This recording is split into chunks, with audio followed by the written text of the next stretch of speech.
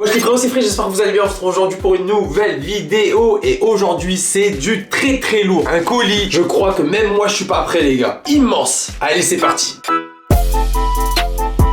Les gars, cet immense colis, il doit faire à peu près 1m50. Ouais, non mais sans mentir hein. Attends, on va mesurer ça. Aïe aïe aïe, ce colis de l'enfer. Moi j'ai menti, il fait 1m10. On va découvrir tout ça ensemble. Normalement il s'agit de la Master Sword de Zelda, la fameuse épée, hein, l'épée de légende. Mais je m'attendais pas à ce que ce soit dans une boîte aussi grande. On va découvrir tout ça ensemble. Elle est un peu plus balèze que ce que je pensais. Si je me souviens bien, je l'ai acheté il y a plus d'un an, je l'ai commandé il y a plus d'un an, elle a mis le temps pour arriver. Alors c'est pas juste une bête réplique, je crois qu'il y a un peu d'électronique etc à l'intérieur, elle doit pouvoir s'allumer, faire des sons etc. De toute façon on va découvrir tout ça ensemble, allez c'est parti, on l'ouvre. Comme vous pouvez le voir c'est écrit en japonais et en anglais, The Legend of Zelda Master Sword. C'est Bandai Namco qui fait ça, putain, décidément eux à chaque fois, hein, je tombe sur des bangers. Parce que souvenez-vous, je crois que c'était bien eux aussi qui faisaient la figurine One Piece là. Alors comment je vais ouvrir ça?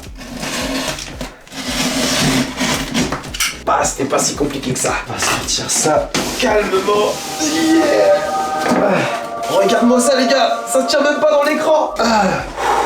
Je crois sincèrement que c'est la plus belle pièce de collection que j'ai. Alors c'est écrit derrière A wide array of Master Sword sound effects. Donc là cette épée elle est censée faire le même bruit que dans les 8 jeux là. On voit le tout premier Zelda, Zelda 1, Zelda 2, Zelda 3. On voit Zelda avec comment il s'appelle celui sur Wii U où il se transforme en loup là. Zelda Wind Waker, celui Skyward Sword et puis les deux Breath of the Wild. Les gars j'ai vraiment la flemme des jeux open world. Et alors le dernier Zelda, il m'a pas du tout hypé. Et ensuite, qu'est-ce qu'on a devant? Sur les côtés, là, il y a un petit lettrage Master Sword en doré. Bah là, on a le symbole de Ilia. Alors la size, une épée d'1m5, les gars. Ça va être génial. Je veux pas l'abîmer, la boîte, elle est vraiment cool.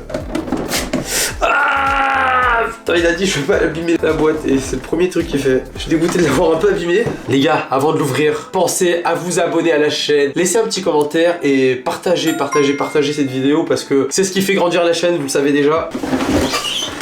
Waouh, vous voyez ça? J'ai même pas la place sur mon bureau. Qu'est-ce que c'est que ce truc? C'est bien protégé, dis donc. Donc comme vous pouvez le voir, il y a le fourreau avec. Bon, un peu plastique, ça, c'est un peu dommage. Même la petite boucle là qui fait un peu effet cuir, elle est plastique. Ok. Donc ça, j'imagine que c'est les socles pour faire tenir l'épée. Waouh, les gars, elle est fantastique. Oh, il y a des boutons là. Il y a un bouton là, un autre juste au-dessus. Waouh, j'aime tellement la tenir. C'est trop agréable à tenir. Ce qui est un peu décevant, c'est que c'est du tout plastiqué. Vous entendez la matière un peu cheap. Mais je peux vous assurer qu'elle a une tenue en main qui est trop bien. Waouh. Alors, je sais pas s'il y a vraiment des effets de lumière, on verra ça après. Elle est là dans son fourreau. Galon, je vais tant. Oh pardon. Voilà le socle. Ça rentre comme dans du beurre. Je vais poser le socle derrière. Maintenant que le socle est fait, remove the pommel. Le pommeau, il est déjà rivel. En fait, c'est ça, ça se met comme ça derrière. Voilà. Et ça se protège, c'est trop bien. Ça cache les petits boutons, donc la partie technique. Après, ça tient pas énormément bien, donc facile de le perdre, j'imagine. Et voilà les gars, l'épée est ouverte. L'épée de légende. Ce qu'il faut savoir, c'est qu'il y a deux modes de fonctionnement là. Donc on a un mode où en fait, t'as juste les musiques du jeu. Voilà, c'est ça.